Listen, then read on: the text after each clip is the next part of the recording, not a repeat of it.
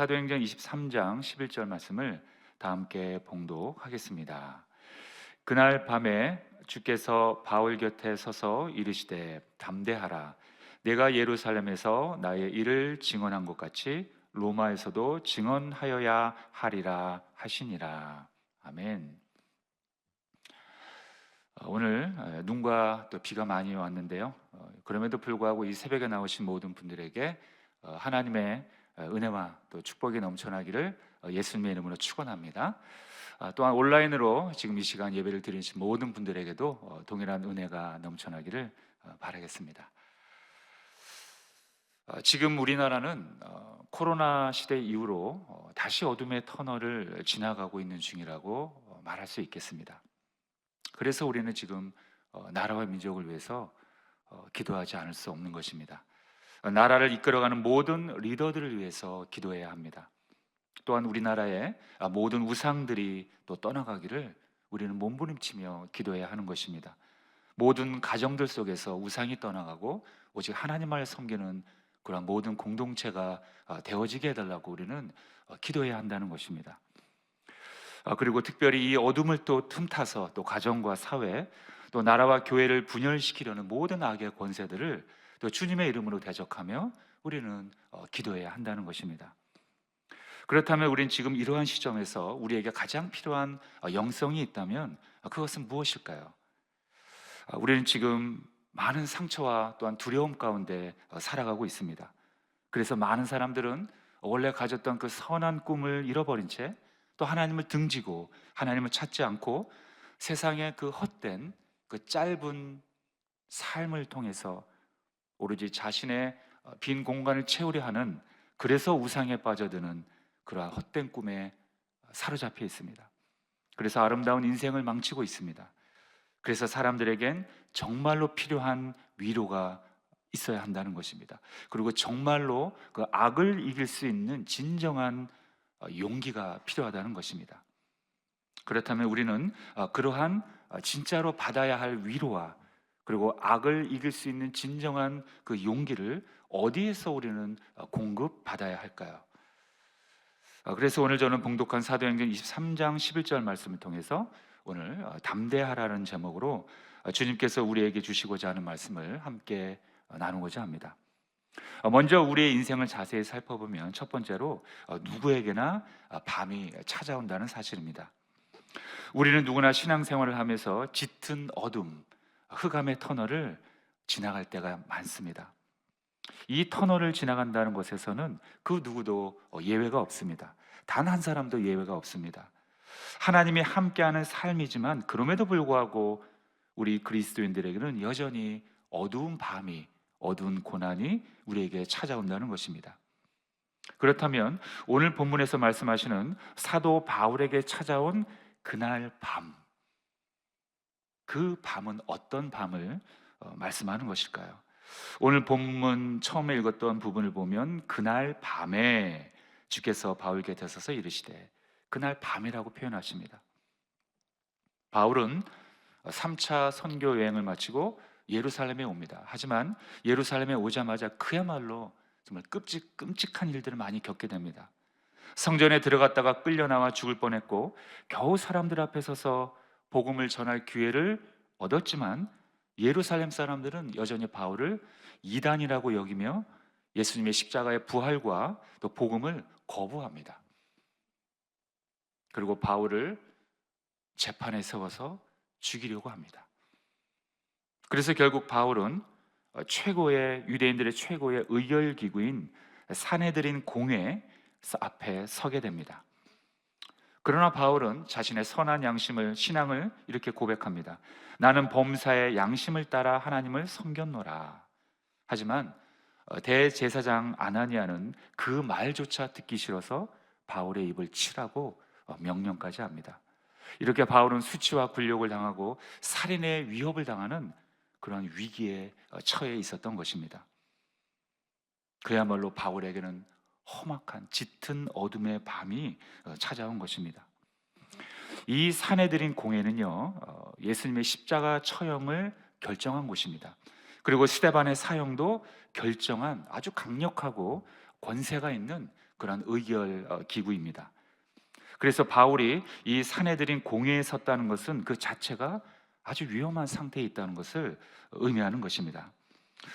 그런데 바울은 이 공회가 바리새인들과 사두개인들로 나누어져 있다는 사실을 알고 있었습니다. 바리새인들과 사두개인들이 그들의 그 가장 민감한 논쟁의 문제가 있었습니다. 그것이 바로 부활이었습니다. 그런데 바울이 말하길 나는 바리새인이요 바리새인의 아들이라 죽은 자의 소망 곧 부활로 말미암아 내가 신문을 받느니라 이렇게 그들 앞에서 외칩니다. 그러자 바리새인들과 사두개인들이 큰 싸움이 벌어졌습니다. 왜냐하면 바리새인들은 부활을 믿었고 사두개인들은 부활을 믿지 않았기 때문입니다. 그래서 이 바울의 말 한마디를 놓고 서로 싸웠던 것입니다. 바리새인들은 부활을 믿었기 때문에 바울에게서 악한 것이 없다라고 또 하였습니다. 결국 바리새인들과 사두개인들은 몸싸움까지 가게 되었어요. 아주 거칠게 다투었다고 합니다.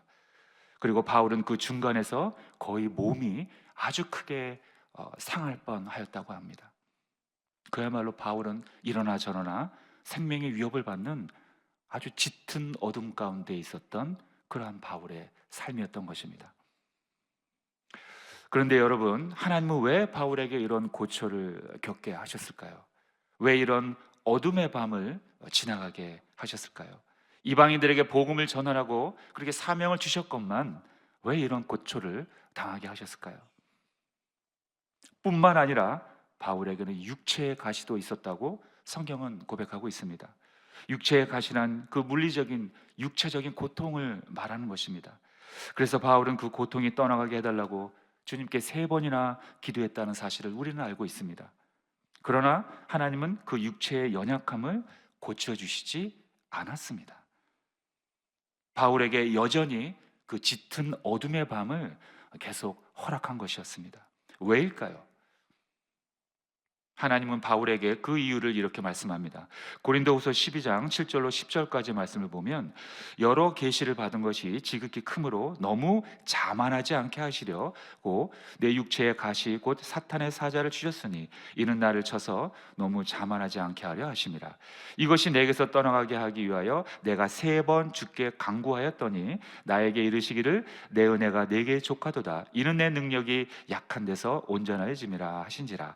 그러므로 도리어 크게 기뻐함으로 나의 여러 약한 것들에 대하여 자랑하리니 이는 그리스도의 능력이 내게 머물게 하려 함이라. 그러므로 내가 그리스도를 위하여 약한 것들과 능력과 궁핍과 박해와 곤고를 기뻐하노니 이는 내가 약한 그때 강함이라. 하나님께서는 바울에게 교만하지 않도록, 그래서 자신의 연약함을 통해 오히려 하나님을 더 의지하도록 해주신 것입니다.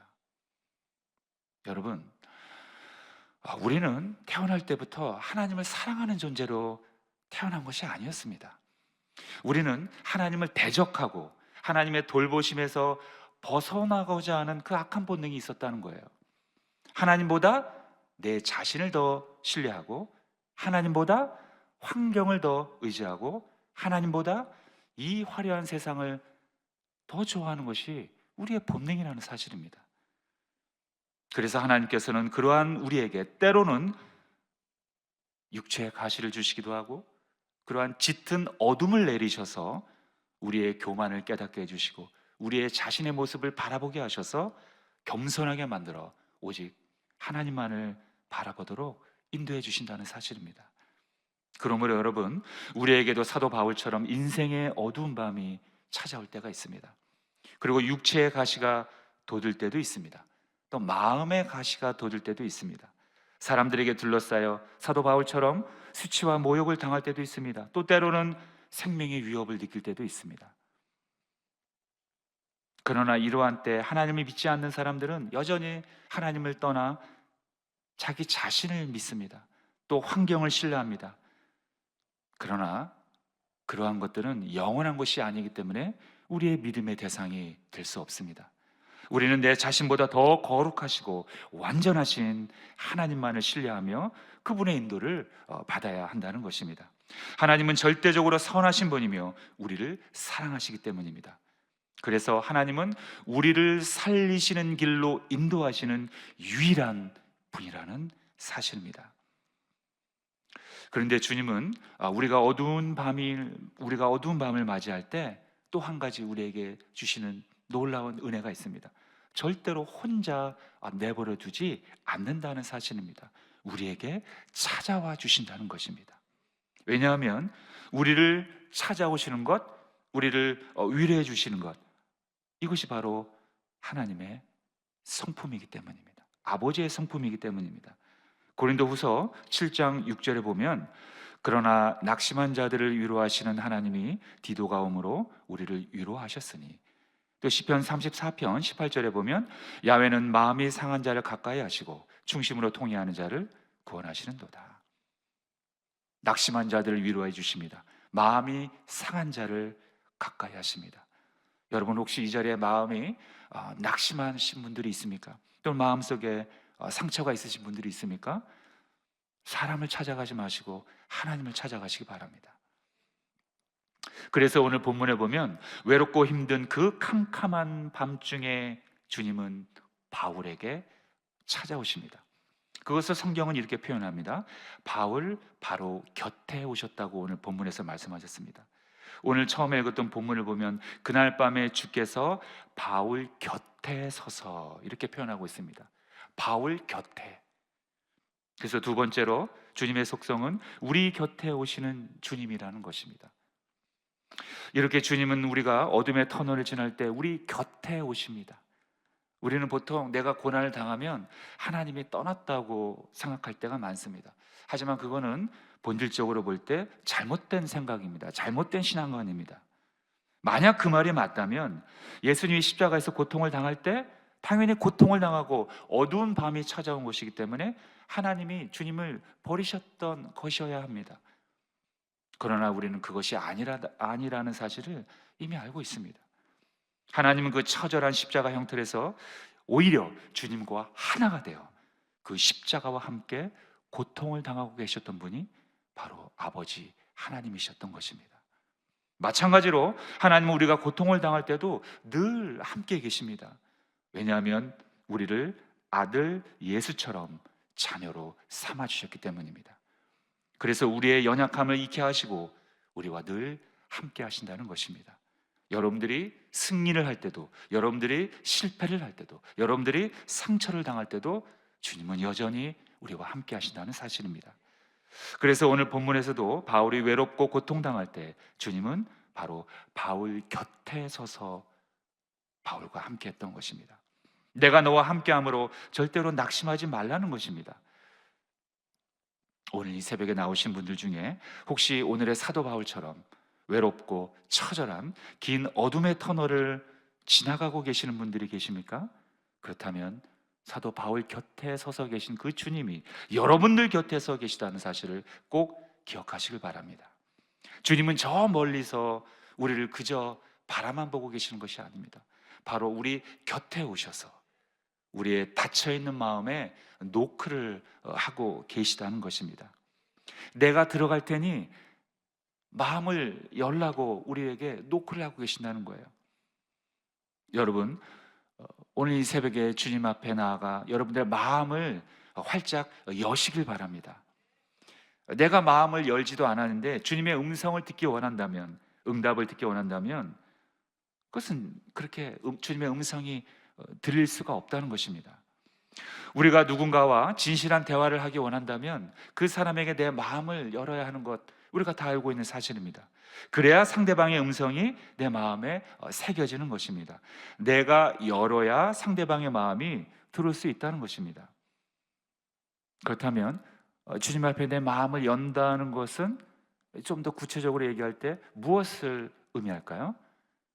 신뢰입니다. 그리고 믿음입니다. 우리가 사랑하는 사람과 이야기할 때 내 마음을 활짝 열고 우리는 대화합니다. 그것은 그만큼 내 사랑하는 사람을 믿고 신뢰한다는 뜻입니다.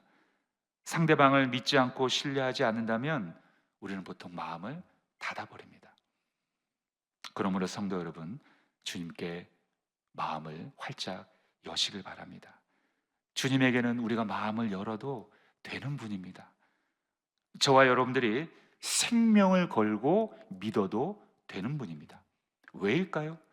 그것은 주님께서는 먼저 당신의 생명을 희생하면서까지 먼저 우리에게 찾아와 주셔서 우리를 사랑하셨기 때문입니다. 로마서 5장 8절 함께 보겠습니다. 우리가 아직 죄인 되었을 때 그리스도께서 우리를 위하여 죽으심으로 하나님께서 우리에 대한 자기의 사랑을 확증하셨느니라. 자, 이런 위대한 말씀 앞에 우리가 나아갈 때 우리가 주님을 믿어야 할 이유가 또 있을까요? 주님은 죽음으로써 당신의 사랑을 확증해 보여주셨습니다. 그리고 죽음으로 끝난 것이 아니라 다시 부활의 영광으로 살아나셔서 우리에게 영원한 생명을 보증해 주셨습니다. 그러므로 우리는 어둠의 밤 한가운데서 우리 곁에 계시는 주님을 믿어야 할 줄로 믿습니다. 오늘 사도 바울처럼 죽음의 공포를 느끼며 어둠의 한밤을 맞이한 분들이 계시다면 오늘 이 새벽에 여러분들 바로 곁에 계시는 주님을 맞이하시고 마음의 문을 활짝 여심으로 주님과 동행하며 사시길 예수님의 이름으로 축원드립니다. 그렇다면 힘든 시간을 보내는 바울에게 주님은 곁에 오셔서 오늘 어떤 말씀을 하셨을까요? 마지막 세 번째로 담대하라라고 주님께서는 바울에게 말씀합니다. 어둠의 터널을 지나가는 바울에게 주님은 곁에 오셔서 오늘 본문에 이렇게 말씀하시죠. 담대하라. 네가 예루살렘에서 나의 일을 증언한 것 같이 로마에서도 증언하여야 하리라. 이 담대하라는 이 주님의 음성은 바울에게는 엄청난 위로와 힘이 되었던 것입니다. 왜냐하면 사실 바울은 로마로 가서 복음을 전하는 것이 꿈이었습니다. 그런데 이렇게 예루살렘에서 핍박이 극에 달하자 사실 바울도 많이 지쳐 있었을 거예요. 하지만 주님은 그러한 바울에게 그 한밤중에 찾아오셔서 담대하라라는 이러한 위로와 용기를 주셨던 것입니다. 그리고 사명을 다시 회복시켜 주신 것입니다. 담대하라. 이 말씀은 예루살렘에서 지금 현재 있는 그 예루살렘에서 어떠한 일이 있더라도 주님은 바울을 지켜줄 것이며 로마에서도 복음을 증거하도록 보장해 주시겠다는 그런 주님의 약속의 말씀이었던 것입니다. 이 말씀을 들은 바울은 어떠했을까요? 더 이상 두려움 속에 갇혀 있었을까요? 아닙니다. 이제는 두려움 가운데서 벗어나 이제는 사명감으로 담대함을 갖고 승리할 수 있었던 것입니다.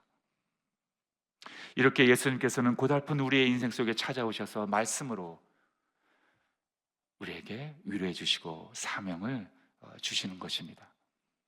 그런데 이 사도 바울에게 이야기했던 주님의 이 담대하라는 말씀은 바로 오늘 이 새벽에 저와 여러분들에게 하고 계시는 것입니다. 담대하시길 예수님의 이름으로 축원드립니다. 이 말씀은 세상을 이기신 분이 우리에게 주시는 능력의 말씀입니다.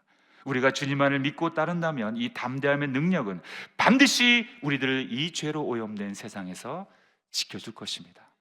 그리고 많은 영혼들을 주께로 인도할 것입니다.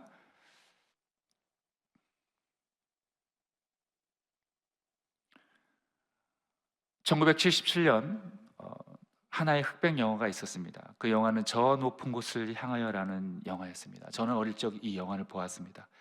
우리가 다 알고 있는 주기철 목사님의 일대기입니다. 주기철 목사님은 일제시대 때 신사참배를 거부함으로 말미암아 그 수많은 고문을 당하고 결국 고문 후유증으로 순교를 하셨던 분입니다. 일본 헌병들은 주기철 목사님에게 고문을 합니다. 그리고 신사참배를 강요합니다. 그리고 사망하기 직전에 다시 풀어주십니다. 그리고 다시 또 잡아들입니다. 그리고 또 신사참배를 강요합니다. 그러나 주기철 목사님께서는 끝까지 그 믿음을 지키셨습니다. 그러던 어느 날 일본 헌병들은 마지막으로 주기철 목사님에게 말씀하십니다. 마지막으로 한 번 더 묻겠다. 당신이 신사참배를 하면 살려주겠고 그렇지 않으면 이 마지막 고문을 당신은 받아야 할 것이다. 그 마지막 고문은 바로 못 위를 걸어가는 그러한 고문이었던 것입니다. 그 뾰족한 못을 못 바닥에 박아놓고 그 못 위를 걸어가라고 하셨던 것입니다. 단 당신이 신사참배를 한다면 이 못 위를, 이 날카로운 못 위를 걸어가지 않아도 되겠소. 그러나 주기철 목사님께서는 단 1분 1초의 고민도 없이 그 못 위를 걸어가십니다. 영화의 그 클라이막스의 마지막 장면은 실제로 있었던 실화입니다. 과연 주기철 목사님에게는 그런 담대함이 어디서 나왔을까요? 어떤 삶으로 자기의 당신의 성품이 원래 배짱이 많고 육신이 강건했기 때문에 그랬을까요? 아닙니다. 스스로에게서 그런 담대함이 나온 건 아닙니다.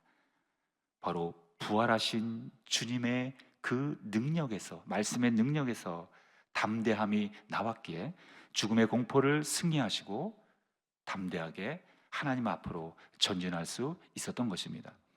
여러분, 주님께서 우리에게 주시는 그 담대함의 능력은 한낱 우리의 성품이 어떤 두둑한 배짱으로 살아가는 그러한 담대함이 아니라 바로 우리를 믿음에서 자꾸 떨어뜨리려는 그 원수마귀로부터 우리를 승리할 수 있는 바로 능력의 담대함, 사망 권세를 이긴 바로 능력의 담대함인 줄로 믿습니다.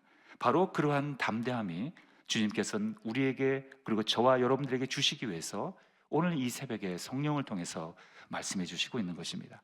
그러한 담대함을 우리 모두가 오늘 이 새벽에 성령께 간구함으로 말미암아 여러분 모두의 심령 가운데 충만해지시길 예수님의 이름으로 축원드립니다. 그러므로 마지막까지 승리하여 생명의 면류관을 여러분 모두 차지하시길 예수님의 이름으로 축원드립니다. 기도하겠습니다.